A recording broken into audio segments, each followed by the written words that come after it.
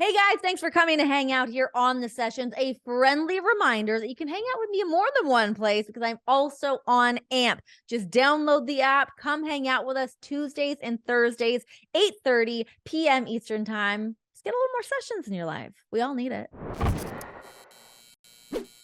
Here we go, Lorenzo, the Juggernaut Hunt, joining me here on the sessions. I'm super pumped to have you on. Huge fight coming up for you February 17th with BKFC Knuckle Mania light heavyweight unification bout. You guys are the main event, you versus Mike Richman. Talk to me about this fight, how it came together. Talk a little shit on Mike Richman. Give me all the goods. I've been working really hard at my job. I was the #1 contender for the cruiserweight. I also had the best record as the light heavyweight. And there's just a lot of drama in the BKFC during my rise to power. Mike Richman was actually never on my radar. There was like 6 guys that I had to beat up. And then all of a sudden I started reading all this crazy stuff about, Mike Richman maybe being the only guy that can take me out. I thought it was silly. Honestly, he came from a different weight class. I'm the bigger, stronger guy. I have more experience, more knockouts. I didn't think it was real. But in the entertainment business, when the fans want something, the fans get it. They demand it. And all of a sudden, after I beat Joe Riggs and defended my 185 belt, and then I became the double world champ by knocking out Quentin Henry in his hometown, the fans wanted to see me and Mike Richman, and he gets to chirping online, and next thing you know, craziness. Okay, that being said, talk to me about what happened at the press conference, like just a couple weeks ago, because you guys got into it, got a little bit scrappy during that press conference. What happened? I'm me. I'm gonna be me anywhere I'm at. I'm the most dangerous fighter in the most dangerous sport in the world right now. Mm-hmm. So when it was my turn to talk, and I was telling the crowd, why I'm the champ and what Mike Richman has to deal with, he did not like it. When I took my shirt off, he got irate. It was almost a little bit of like a man crush type of thing, like, oh, you're beautiful. He just ran over. And I'm not a shy person, especially not in front of the cameras. You will not embarrass me. You will be embarrassed if you try me. And he tried me. And then I think he said, I said to him, I said, bro, you can't be that stupid that you would run up and try to intimidate the double world champion for bare knuckle boxing. And he said, I would slap you in your mouth. I don't remember anything else. Did you black out in rage? My hand just reached over myself, like somebody said slap, so I started slapping. Slapping. My hand was trying to get some more slaps. It was like, slap who? Slap me? I haven't been slapped. I was 14. I mean, the difference of disrespect to being punched versus being slapped are like very different vibes. It's so different that the thought of you slapping me got you slapped. Like just thinking, just saying that out of your mouth, that was a declaration of war. How much have you been thinking about that since it happened to kind of keep that fuel burning leading into February 17th? Honestly, I don't need that. I'm a technician. You ever seen the guys that lay the bricks for the patio? They're so masterful. They're so artful. You can ask them questions. You can bring them Sprite. Their hands are still working. That's how I love. I don't have to be free. I don't have to be upset. I don't have to be mad at you to do my job. I'm very, very good at it. And that's why I'm the champ. What is your perfect headspace going into a fight then? If you don't need that rage to kind of fuel you, does it change fight to fight? When you're walking out and your music hits and it's time to go, how do you want to feel? Prepared. I am the biggest pusher, biggest motivator, biggest I can push myself. nearly off a cliff. I don't need anyone behind me screaming or yelling at me or telling me to go, go, go. There's no one can push me harder or faster than me. So when I have a good camp and I have time to myself to figure out my strategy and to push myself and to test my heart, you know what I mean? Yeah. I come to the fight, it's easy. The work has already been done. I've defeated myself so many times that I know you can't beat me. It's an internal fight, you know? So the work that's being done, you have been training in Puerto Rico. How has this camp been? Has it been different from previous camps? What's going on?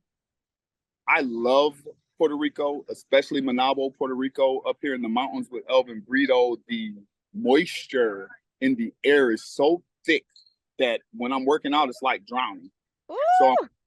So every day I'm sweating it out. Every day I'm grinding. Every day I literally have to cut weight for these fights. I'm the cruiserweight champ, so I walk around at about 225. Yeah. Right now, I'm well under 200 pounds, which means I cut nearly 30 pounds in 30 days. That type of work, that type of discipline, that type of dedication, that type of diet, that type of full-time commitment propels me through the fight. And it's the easiest part of the entire show was beating. And it's like, ooh, I can have some chicken now. So what does the celebration look like for you? And are you going right back to Puerto Rico? The fight's in Albuquerque. Do you go back to Puerto Rico? Where do you go? Because I want to know what the food scene looks like. I'm going to Jacksonville, Florida. I'm going to fall in Miranda's arms, and sometimes I cry. And my celebration looks different than other people. I don't drink. I'm not really a big party head guy. But when I can just put all of this down and I can just go home and work on my cars and play with my kids and just let it go, that's a celebration in itself. I mean, honestly, I'm really like, I mean, celebration to me in my head is like a kid's birthday party. All the kids boxing gloves on, out candles and cupcakes, and everybody's jumping on the trampoline and balloons. My kids will be celebrating for me. Oh, I love that. I love that. You know, just running around, having a blast. Why bare knuckle? Talk to me about the difference. I mean, you are obviously a technician at what you do, but with bare knuckle fighting, talk to me about the differences of that in traditional boxing and what that feels like and how the preparation's different. For me, it isn't different, and I can't really speak to anyone else. And everyone else, you know, they have their different ideologies and philosophies about fighting. But me, I don't. If you for me, or go to touch me, or go to hurt me, or go to poke me in the eye, I'll move. It doesn't matter if you have a boxing glove on, I'll move. If you have an oven mitt on, I'll move. So if you don't have any gloves on, guess what I'm gonna do? I'm gonna move. Yeah. So train, or when I prepare to fight, I just train my reflexes. I want to be the smoothest,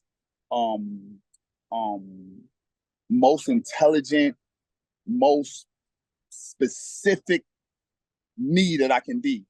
I'll fine-tune myself, I'll fine-tune my skills, and my reflexes are fast, and you can't touch me. Period. With a glove, without a glove, anything. So when I hit you, it's over. It's just over. How do you sharpen your reflexes? What kind of exercises and routines do you go through to stay cat-like? I'm different. So a lot of them are very, very different. Like what? I'm an avid juggler. People don't know I can juggle. What? 5, 6. Yeah, I can juggle like a circus clown. Okay. Walk on my hands. We play basketball a lot. I, do boxing, reflexing drills. We spar a lot. Football, anything that is hyperkinetic, I shall say. It's all about hand movements, combinations, confidence in your body-brain connection. Mm-hmm. Once I achieve that and lose weight, it's like being a dancer, an artist, a person who can dance. So you see a ballerina, she's been in there kicking butt on her twinkle toes for months. When she does what she does, it just looks like magic. Yeah. But you just the late nights, you don't see the time that she put in. When I do what I do, it literally looks like magic. Agreed. I was watching some highlight reels as I was like preparing for this. Me and my husband, he's a professional wrestler. We're watching. We're like, oh my God, look at this guy go. Like, you are so locked in on what you're doing. And I can tell right now, obviously, you're laser focused on this match and on this fight, and seems like you are just ready to go. Where does your work ethic come from to stay this dialed in all the time? My mother and father. Oh, you wanted a picture? Uh, so my mother and father. I hate to tell people no. That's all right. Hey, part of the gig, champ life, right? Yes, sir. Yeah. So my mother and father are two of the hardest working people on the planet. I've never seen a team like that. Never seen a dream team. I've never seen it repeated. My mother and father have been together for 40, 42, 43 years. They're basically telekinetic. They can read each other's minds. It's amazing. Like, yeah. right. Call my mom's phone, my dad answers. If I call my dad, my mom answers. I said, how do y'all do that? Hey, it is the craziest symbiosis that I don't even know how she breathes without him breathing. Like they're in sequence. Yeah. And entire life I watched it. She could throw something behind her back and he'll catch it without looking. Like they're the perfect little team. And I watched them do that for years and years and years. And I just, no excuses. My father never made an excuse for nothing. My mother never made an excuse. You know what I mean? She worked late sometimes. Sometimes my dad didn't do so well. My mom worked 18 hours at the nursing. Sometimes my dad did great and my mom went to college. It was never a complaint. And I don't complain. This morning I ran 8 miles up Mount Lapica. I've already swam today. I'm in a Coliseum right now, helping out with setting up the boxing matches tonight. Oh my gosh. I believe in making excuses. I don't believe in not showing up for work. Period. I respect the hell out of that. Totally respect the hell out of it. And obviously it's paying off in dividends that you're double champ. You're out there doing it. You've got another fight ahead of you. When you step away, though, when you are not in the ring, you're not in training camp, how do you switch from the Juggernaut into being Lorenzo, being dad, being boyfriend? Like, how do you kind of strike the balance between those two? Obviously, family is incredibly important to you. I think I was just born with it. You know, I'm like I'm like a coconut, I'll say. I'm super hard shelled on the outside, and I got some sweet juice. Okay. No matter where I go, no matter where the ocean takes me, no matter where I float, wherever I land, I'm self-sustained and I can make it work. It doesn't matter. Our flower will pop right out the top, and there goes the tree. I'm just self-contained and self-aware, and I don't really have to switch. I don't have to switch. This is me.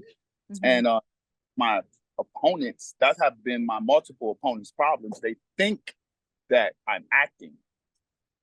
I'm not. I'm not acting. Real.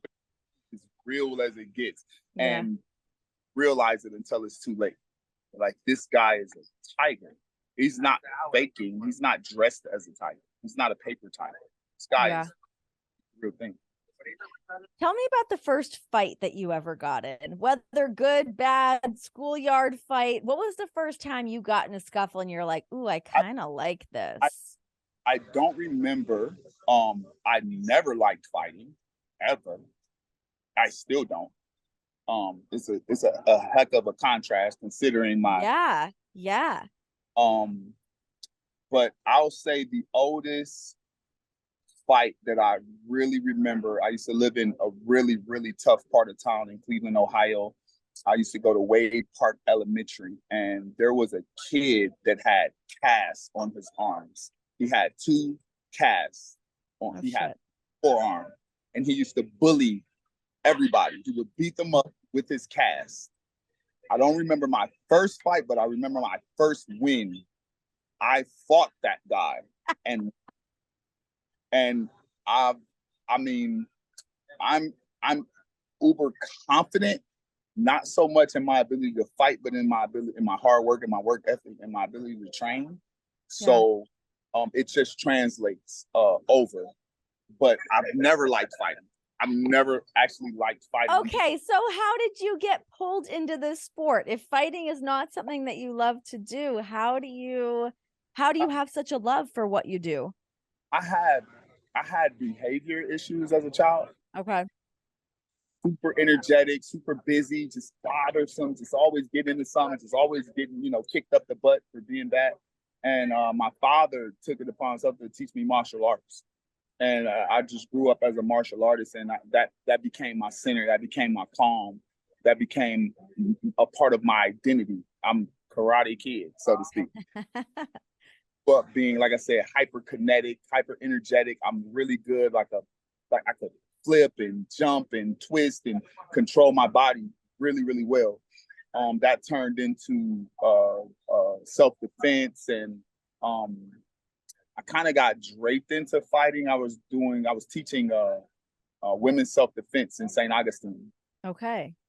Outside the college area. And the girls signed me up for a charity event. If you look it up online, it's the Rumble in the Ancient City. It was my first ever amateur MMA fight. It was a charity event for the Multiple Sclerosis Foundation, and I was fighting black belt, dangerous guy. Oh my God. And it was for charity, and I was teaching self-defense, so I couldn't turn it down. And I backed this guy's brains out, like, oh God. And it was viral, and it was in the newspaper, and it was like, Lorenzo Hunt is on the scene. Oh. So I literally went town to town doing these charity events. No money, no anything, just recognition. After about 9 or 10 knockouts, guys were offering me money to fight. It just happened. It was purely organic. I never was like, I want to be an MMA fighter. I want to be the baddest guy alive. No, that was not. I was perfectly fine in my little town teaching martial arts and driving a tow truck. I had no aspirations to be a mixed martial artist or a bare knuckle boxer, and I just fell into it. Oh my gosh. Okay, so now, I mean, looking at that all in hindsight, here you are with BKFC, a 9-1 record. Are you the winningest fighter in BKFC? Is that true? Most wins in Bareknuckle in BKFC history. I have the most knockouts in BKFC history. I am the most dominant fighter in Bare-Knuckle world. Well, yeah, good for you. That's amazing. Okay, so this fight coming up, February 17th, you're taking on Mike Richman. What can we expect from this? What do you expect to happen in this fight? How long do you see you guys going? You going into the weeds? There's going to be a quick finish.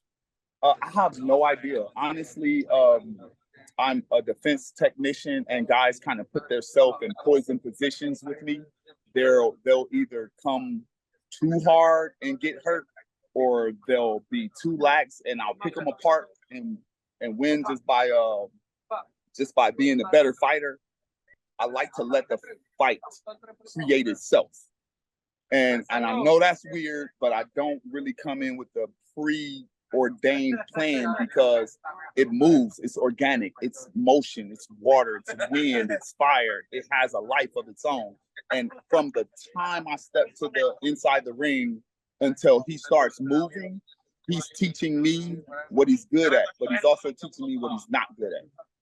And as I begin to learn and I begin to process his strengths and his weaknesses, then I begin to expose his weaknesses and avoid his strengths. And the fight becomes something that neither one of us could have predicted. So I don't make predictions. How important is your corner during all of this? I mean, it's one thing for you to step in there to be making these assessments, but obviously it's crucial for you to trust the guys in your corner to maybe pick up on things that you're not seeing while you're in the eye of the storm. Talk to me about your team. Yeah, my corners, they don't treat me like that. We're psychics. They're working it brain wise. They're just there just to watch. And when I come to the corner, they don't start yelling and barking at me and telling me what to do. They ask me questions to check my what I think, because that's what's most important. Yeah. What I see. So when I come to the corner, it's more like, hey, what you see, champ? how do you feel? What you thinking? How do you see it going? Are you ready? Did that strategy work out for you? What's Yeah. next? So when I come to the corner, they're more so helping me put the game plan together by making me say it. Okay. When I come smart. I saw this, I saw that. I'm gonna do this, I'm gonna do that. This is what's next. And they say, yeah, I like that. Yeah, back it up. Got 3 people yelling different stuff at you. Yeah. You know, it works more like that. And that's my dad. You know, we've done so much work that I can read his mind, he can read mine. Is your dad in your corner? My dad's in my corner. Oh, hell yeah, that's awesome. Elvin Brito's coming, and my coach Kev is coming from Jacksonville, Florida, my striking coach. We got a great team.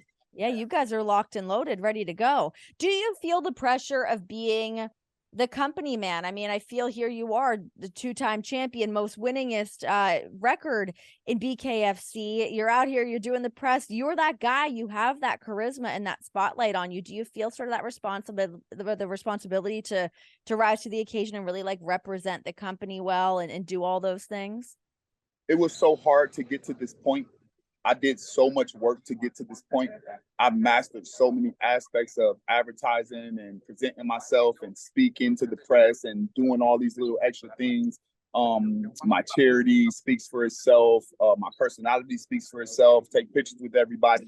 It's not hard for me to do those things. I don't even have to think about it. I promote it by existing. I don't even have to try. It's all just second nature.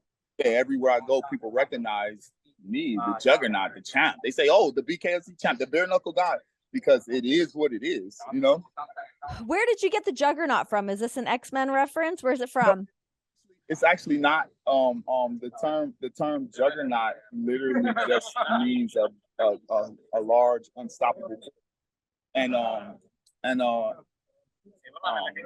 it just literally means a large, unstoppable force. And during my youth, when I would play football or when I would do anything, they always had names for me. They used to call me the Red Ranger too.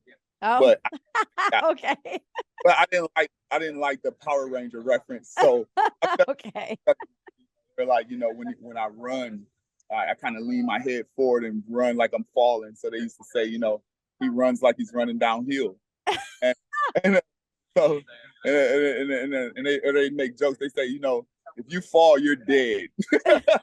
You'll fall dead. So I just rolled with it. At my first fight, when they asked me my nickname, the first fight, they said, you know, hey, what's your name? Lorenzo Hunt. They're like, well, what's your nickname? And I was just like, Juggernaut. The Juggernaut. It's not the Red Ranger. It's not downhill. It's like, well, the Juggernaut, you know. Juggernaut's good. It's strong. It's powerful. You can't really miss with that one. It certainly fits the bill. Before I let you go, I wanted to talk to you about a couple other people who kind of circle in around your world. So for people that don't know, your girlfriend Miranda is one of the head makeup artists at AEW. She hooked us up to do this interview. So she has been able to work with Paige VanZant. How do you feel about that sort of that open door between professional wrestling and bare-knuckle fighting? It actually worked out perfect. And like I said, most things with me, I like to let them flow. And I like to flow with them. Paige, I actually met Paige VanZant first. I actually met her and her boyfriend at Knucklemania. Fought Rob Morrow. She fought Britton Hart, and super friendly, super professional, just nice people. And then I met him again at the Social Guns, and we even talked about working together, doing some training. So for her to go over to AEW when I was already there, you know, with you know, every week, just being supportive and loving and just trying to have her in her back. Then to see people popping over from Bareknuckle, and then the wrestling fans really like me too. Well, more so the wrestlers. They like me. They're like, holy shit, Bareknuckle. They're like, come on, let's go to the club. They're like, let's take the Bareknuckle champ with us. You know what I mean? So they just invited me in with open arms. Britt Baker, Jade, Sammy. Oh my God, they just love me. And when they see me, it's like, I'm family. And Oh, that's and awesome. definitely have Miranda to thanks for that, because I know it's just love that they have for her. For sure. For sure. Would you ever consider stepping into a wrestling ring? I mean, you said you're here. You've got the juggling down. You can walk on your hands. You've got the entertainment aspect down. Really, really good. And when I watch it, I'm amazed, right? And I can do that stuff, except I don't think I can let them slam me. Okay. Because if they slam me, I'm probably going to go back to Bare, like right off the rip. I watched Jericho get slammed like 40 times. And I'm thinking to myself, oh, my back. Oh, my back. Oh, my back. Oh, no. I don't think I can. I don't think I can do it. I don't think I can do it. The hardest working, hardest trained. Oh, my God. I don't think I can do it. It's a lot. It's a lot. But hey, at least you've already got that one foot in the door. I mean, come hang out. Who knows? Who knows what could happen? Practice or maybe do something, but I'm telling you, a slam would just break my heart. I'm so used to landing on my feet. I feel like it would be really hard for you too to not follow through on a strike. Yeah, I'm controlled enough to not hurt people when I'm training. Yeah. But after a slam, coming in hot. I don't know. Yeah, I saw Hobbs slam a guy, and he didn't move anymore. And I was like, well, that's over. You know what I mean? Like, I couldn't let him do it to me. No, there is no way. He'd go to try to slam me. We'll be stuck there. Stalemate. That is that. Fantastic. Okay, so fight is coming up February 17th in Albuquerque. What happens after the fight? What happens after the fight for you? For me, I'm just the double world champ. I'm considering going down to New Orleans to the heavyweight fight and challenging Otto Adams for the heavyweight belt. Okay. I would relinquish one of the titles in order to fight for and be the first triple world champ ever. Wow. And so that's my plan. But other than that, I mean, I'm just the cream of the crop. I'm the top of the pile. So it's up to them to try to scurry around and try to figure out what's next for me. I get my food brought to me. They got to out. You know what I mean? They got to figure it out. Yeah. What kind of a spotlight do you want to shine on bare knuckle fighting? I mean, we see all the things in MMA and in boxing, but specifically about what you guys do there. What do you think makes what you guys do so special? Honestly, it's the hard work of the team and the work of David Feldman to continue to push this on the world and show them how amazing bare knuckle can be. It's my job to be, like I said, what I want to show people won't see for years. They won't see till after I'm gone. They won't notice the mastery of how good I actually was until I'm done and long done. And then does that bother you? Does that bother you to feel like you won't be getting your I mean, you get your flowers. You just said your food gets brought to you. You're double champ. You're living that good life. But to really get the flowers that you deserve for that work ethic, for what you bring to the table, does that bother you?